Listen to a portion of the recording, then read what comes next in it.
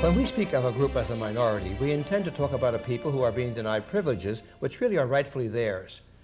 In the church in the United States, 1/3 of the people speak Spanish, and yet we still speak of the Hispanics as a minority. Well, tonight, we hope that you'll get to know them a little better. In our first story, we're going to travel to Connecticut and visit with America's fastest growing minority, Hispanic Americans. We'll see how they are going to build a new kind of church with basic Christian communities. No permita que estas injusticias continúen. Igualmente, el problema suscitó a causa del mal tiempo imperante en el área. Spanish is heard everywhere. El presidente peruano Fernando Belaúnde. The Hispanic presence in America has increased 200 to 300% since 1950. Today, there are 20 million Hispanics in our country, and most are Catholic. In fact, 33% of all Catholics in the United States are Hispanics. 33%. This presents both opportunity and challenge to the church. In a new pastoral letter on Hispanics, the U.S. bishops take note of the Comunidades Eclesiales de Base, or basic Christian communities. They call them a significant contribution by Hispanics to the life of the church.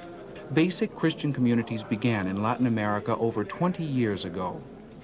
Florence Anderson, professor of New Testament at Catholic University in São Paulo, has worked with the church in Brazil for more than 20 years. A personal aide to Cardinal Arns, the Archbishop of São Paulo, she explains what a basic Christian community is. We always say in Brazil that a basic Christian community has to be understood from the 3 words that make it up. First of all, it's basic.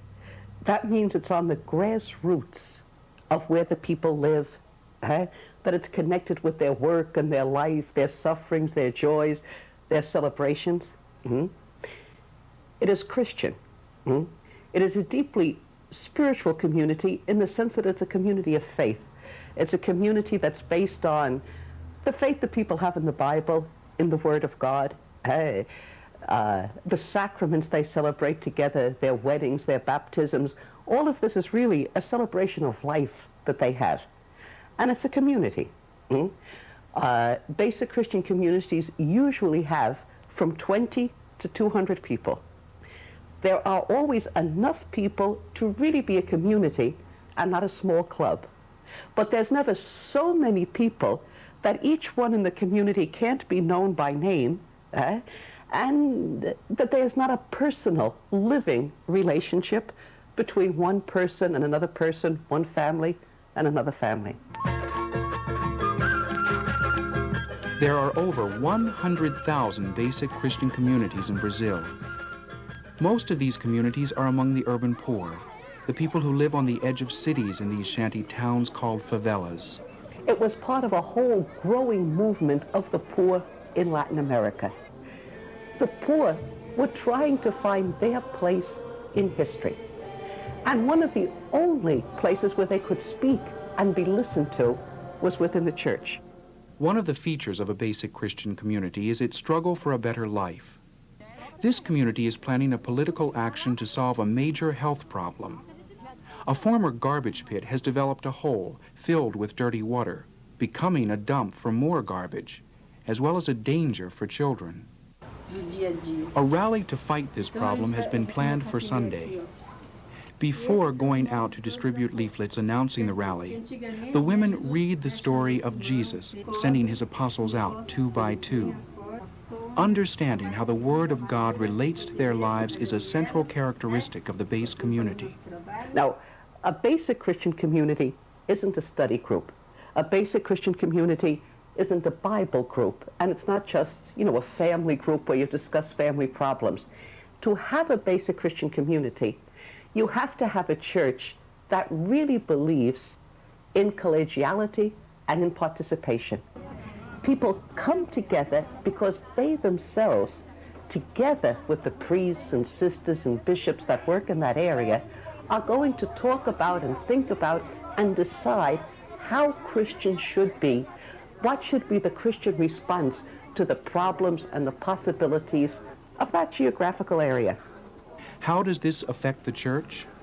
The concept of basic Christian community is the concept of a new kind of church. First of all, ministries are very important in these communities. Now, what would be a ministry? A ministry would be a service that people in the community would have a special capacity for giving to the community or outside of the community. Now, the community elects its own ministers. They decide who has the capacity to be a minister of the Word of God. That means they would be religious education teachers. They would preach in church services when no priest was able to be present. Mas eu faço mais a parte dos doentes, né? Que às vezes tem muitas pessoas passando necessidade. This woman and her husband are both health ministers. In Sao Paulo, there are over 5,000 ministers of health. These are men and women who have some first aid training, who bring the Eucharist to sick people, but they unite the whole family. They pray with the family. We have ministers of justice and peace, people who try in difficult situations to bring people together to decide what is the way out of this, what can we do to solve this problem. Por a veces nosotros si venimos un día arrepentidos y nos arrepentimos, al otro día cuando pasó todo ya volvemos otra vez. This basic Christian community is a long way from San Paulo. It's in New Britain, Connecticut. One of a number of such groups, its members are Puerto Ricans.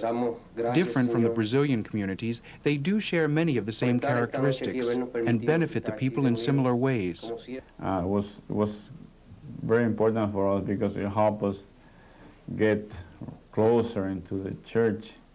I'm telling you, it's no word that I could explain how happy and how I feel inside.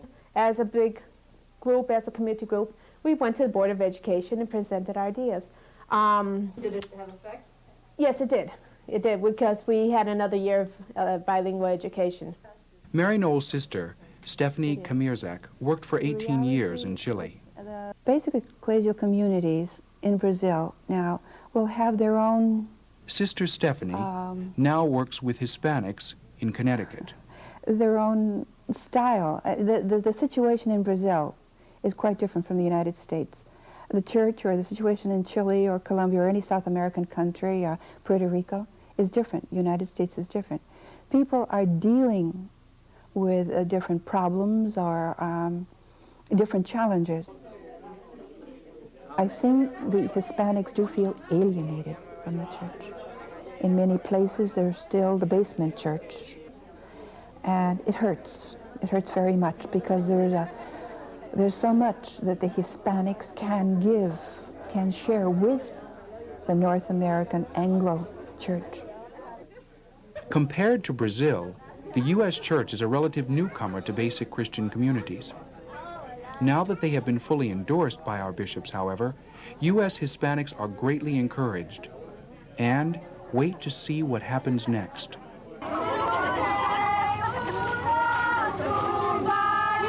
Back in the San Paulo favela, the rally against the garbage dump is underway. The bishop of the area speaks very strongly, telling the people they must fight the problem. There are many church people from the United States who go to Brazil to study the basic Christian communities with the intention of starting them in the United States. But I think that sometimes there is a misunderstanding. The basic Christian community is not a type of church association that can be implanted any place. People who want basic Christian communities have to be committed to the fact that you have a church where participation comes from everyone. You cannot have a completely clerical church and have basic Christian communities. I think that you would need very special parishes that would be willing to say, we're going to help 20 or 200 basic Christian communities begin within our parish limits, and know that 5 years from now, this parish will be nothing like what it is now.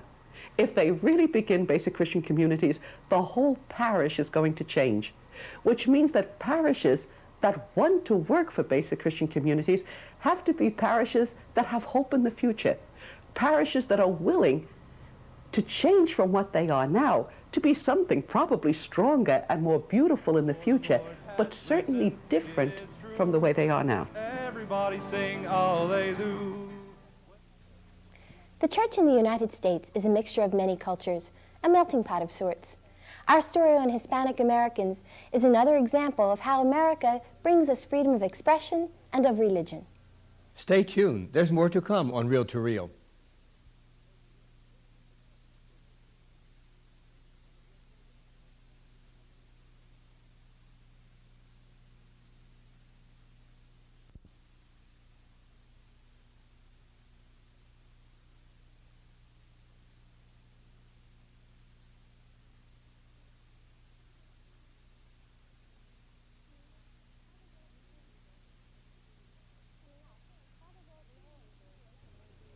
Coming up, Father Walt Nolan joins us for more Do You Know?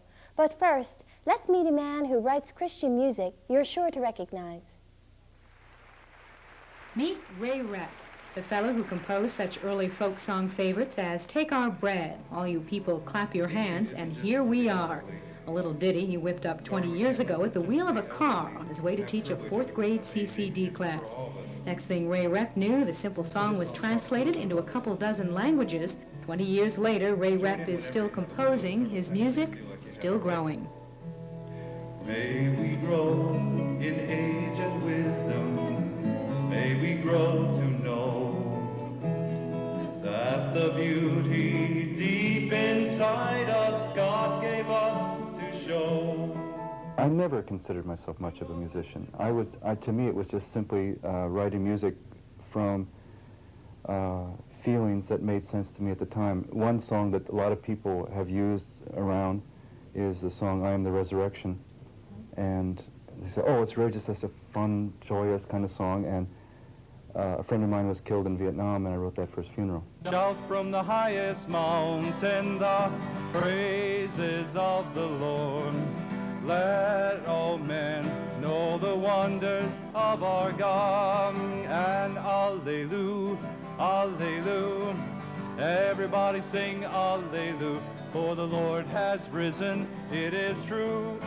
Everybody sing Alleluia. A lot of so-called professional, quote-unquote, liturgical musicians would criticize me and a lot of other people like myself because we really don't fit into sophisticated musical patterns, and that is true. We don't. But at the same time, I've seen people sing where they normally wouldn't sing, and the question is that important or is it not important? I think that singing from the heart is important. About a year and a half ago, I was asked to write a theme song for the Los Angeles Religious Ed Conference, and the theme was aging. And I couldn't think about how to write a song on aging, and I'm not quite that old yet, until I started thinking to myself, we're all in the process of aging, we're all in the process of growing. And so then I could identify, and then I wasn't just writing about somebody else, I was writing about me. And so it's sort of that kind of thing, and this came out of it.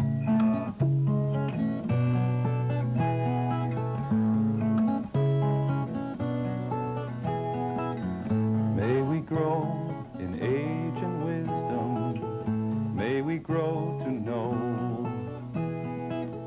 that the beauty deep inside us God gave us to show. To our sisters and our brothers, each love is unlike any other. May we grow in age and wisdom, and may we grow in love.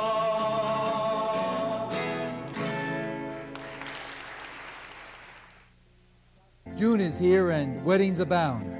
The sacrament of matrimony in all its traditional splendor may appear to be a couple's most profound step toward a blissful existence as man and wife. However, the fact of the matter is that the premarital instructions a couple receives prior to the actual ceremony could be the binding experience which cements the relationship and gives it the strength to endure.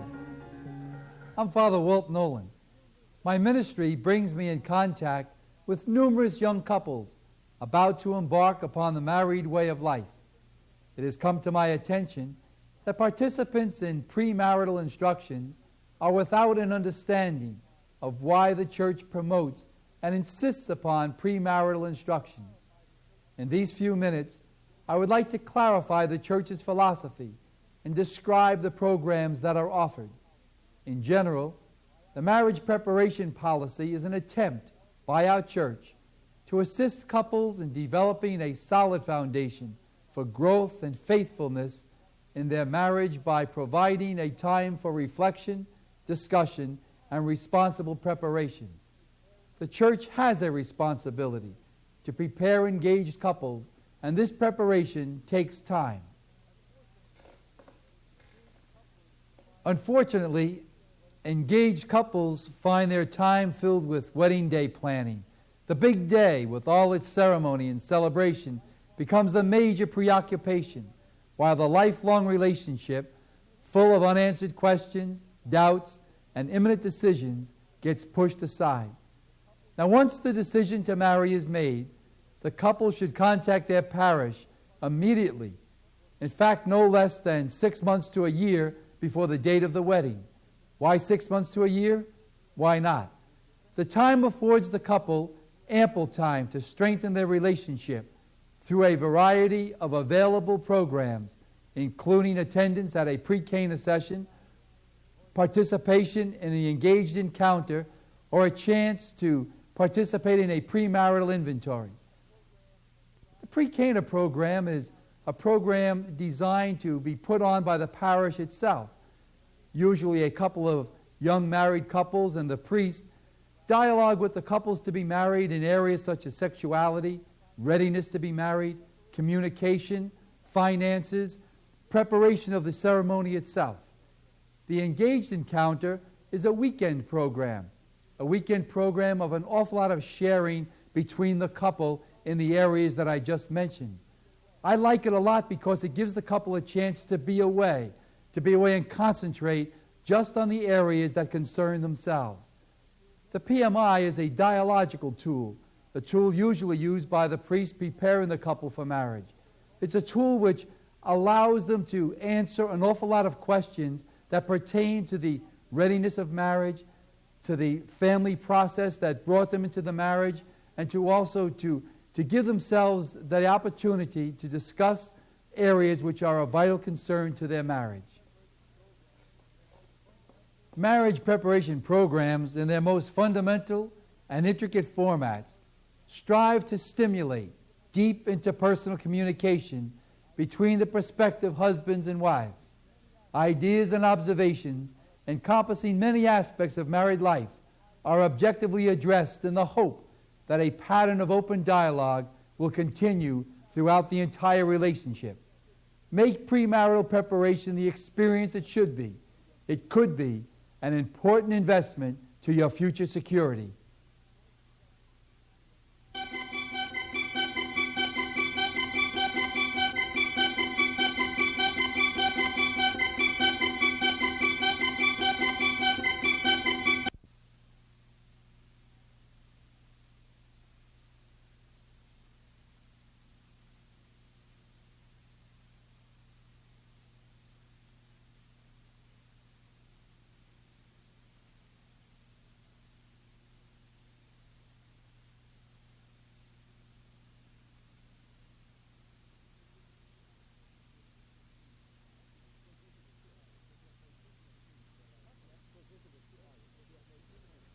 Up next, we'll visit with two artists who have made Christian themes their life's work.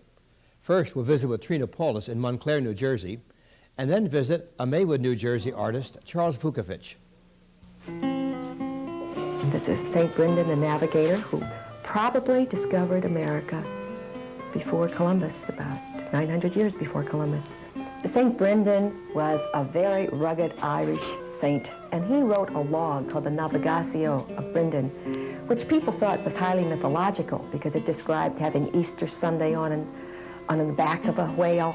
And the reason that we can say this now is that in 1976, a group of Irish sailors did this voyage again using the navigatio, making a leather boat with a sail, just like described, and they set for sea in this little thing, and they got there in about 6-7 months. And they got to the coast of Newfoundland. They passed glaciers, and packs of whales followed them on their journey. And they also saw things like volcanoes, which were described in the navigatio. And the whole project became so exciting to read about and to think of the spiritual implications of our time, that we too have to be open to the risk of such a voyage, even if we never go by sea. Open to the winds of God and open to steer our own little boat. I think I've sometimes done one of two things, either steered or been open, but the balance of trying to do both those things together is kind of the trick of life. In the church, they have a large foyer that was built with the idea that they would put a statue there. People will be able to get into the second seat on the boat and sit. The idea that you could get in there and maybe meditate a little bit about what this man meant and what his life meant, and that we too have to be before the winds of God and make our voyage. This was the first commission I've done for 10 years, and it came out of a priest in Columbus, Ohio, at a St. Brendan's parish there, tracking me down because he'd seen my Abraham and Isaac.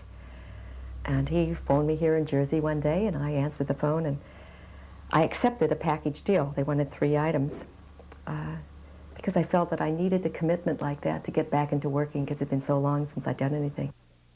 In 1972, Hope for the Flowers was published. It had a long coming to be, but it was something that I wanted to say and needed to be said in words and pictures. And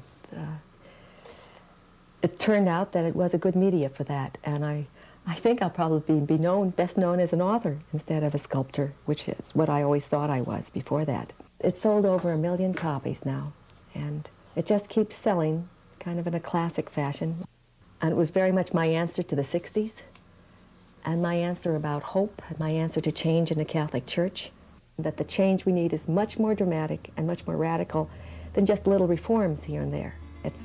And the most suitable image I ever thought of was the great, profound change between a caterpillar and a butterfly, where you would never guess in the early form what the final form is going to be. And the butterfly symbol is an old Christian symbol, of course, but it says that we can dare to believe and have hope in something beyond what we can imagine.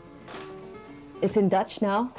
It's called Pluk de Dag, and that means seize the day. And then here's the Japanese. The delicacy of the drawings and the Japanese calligraphy are pretty special.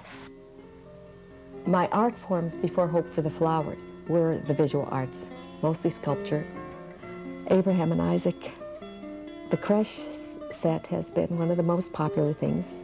A statue of Mary in 2 stages, as a pregnant, expectant mother during Advent, which is the meaning of that time.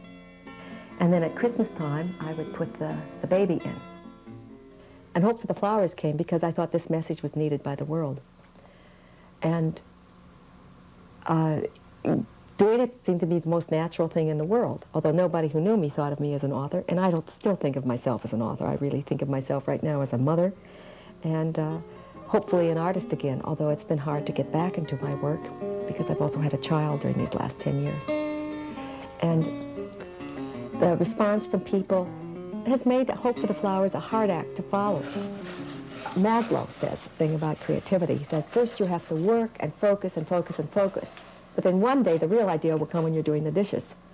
But you can't expect that unless you're focused. I know that I won't come to these bright new ideas unless I discipline myself to take time to work every day. And it will be after that process of working every day that the really significant thing is likely to come again.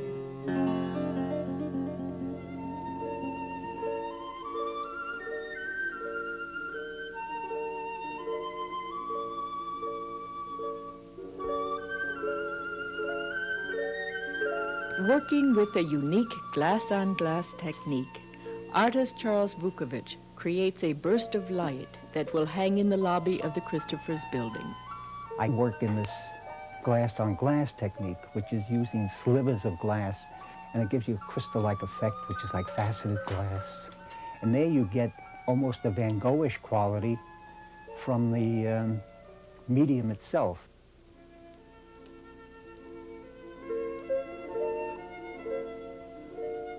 In his Maywood, New Jersey studio, Vukovich works with glass in a variety of ways, including stained glass and glass set into concrete, like the Stations of the Cross he created for this Franciscan chapel in Union City.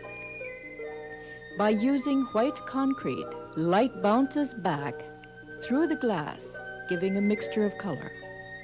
I like to jump from one medium to another because the glass gives me loads of color to work with, and I like color, bold color. And then the welded steel, it's one of my favorite mediums because it's rough. This soldier, designed for a Veterans Memorial Park, made Vukovich consider what it means to be a soldier. They said, put up a monument to the soldier. Now I have a 9-foot welded steel soldier over there. What is a soldier? You start delving. I spend more time researching an idea and thinking up what goes into it than actually making up the piece of art. A soldier to me is a defender, and he's sacrificial. He's up there on the front line. And he's sort of stripped of almost humanity in his position. This 30 by 24-foot high hammered sheet of copper is the result of a commission from Covenant House, an emergency center which helps young runaways in the Times Square area. So I spent 3 weeks out on the street making sketches of the area, the buildings, the people, all the activity of the street.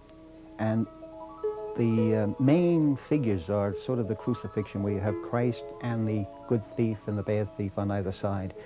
Then below it is just street action. The pimps and the kids on the street, the drug selling and the pimpmobile, the porn theaters. The mural reflects the artist's feelings about religion's relevance to life. It's saying, bring your religion up to the present. Don't hide it as a past historic act only. It isn't a me and God religion that I can think of. It's a me and humanity, me and all my neighbors and friends. It isn't an isolated piety that can separate itself from humanity. And that's where I think that religion as community is an important thing, and I try to stress that in the work. Thank you for being with us on Reel to Reel. Goodbye, and God bless you. We look forward to seeing you next week. Good night.